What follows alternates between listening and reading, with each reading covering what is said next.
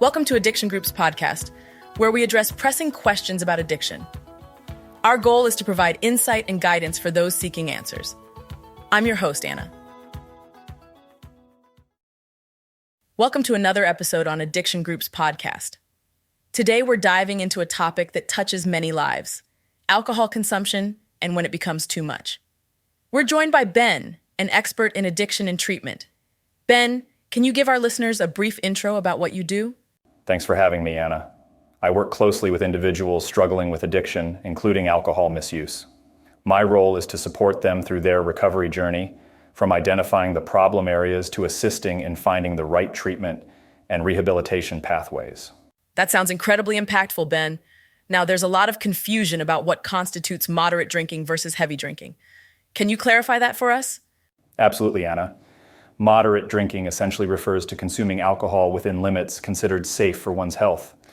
For some doctors, this might mean slightly over 1 drink a day. But according to the U.S. Department of Health and Human Services, for women, it's up to 1 drink per day, and for men, it's 2. Anything above that is typically seen as excessive. I see. And what about heavy drinking or binge drinking? How do those fit into the picture? Well, heavy and binge drinking fall into the category of excessive alcohol use. Binge drinking is typically defined as consuming 4 or more drinks for women and 5 or more for men in about 2 hours. If someone binges 5 or more times a month, they're considered a heavy drinker. That's quite concerning. Now, how can someone tell if they're drinking too much? There are several red flags, Anna. These include when drinking interferes with daily life, like work or school, if there's dishonesty about the amount being consumed, poor sleep, mood swings, forgetfulness, high tolerance, neglecting self-care, and experiencing withdrawal symptoms, among others.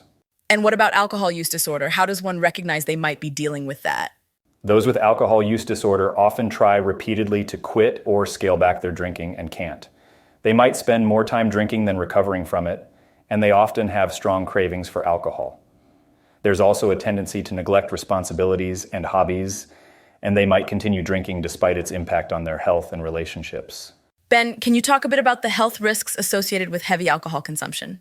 Of course, the health risks are extensive. Heavy drinking increases the odds of accidents, violence, STDs, unintended pregnancy, chronic diseases, liver disease, certain cancers, heart issues, brain damage, and immune system dysfunction, to name just a few.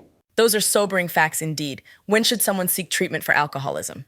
It's important to seek help when you recognize signs that alcohol is negatively impacting your health, your relationships, or when it leads to neglect of daily responsibilities. If there have been unsuccessful attempts to quit or mental health issues arise linked to drinking, it's time to look for treatment options. Thank you for these insights, Ben. It's clear that understanding our relationship with alcohol is the first step towards maintaining a healthy lifestyle.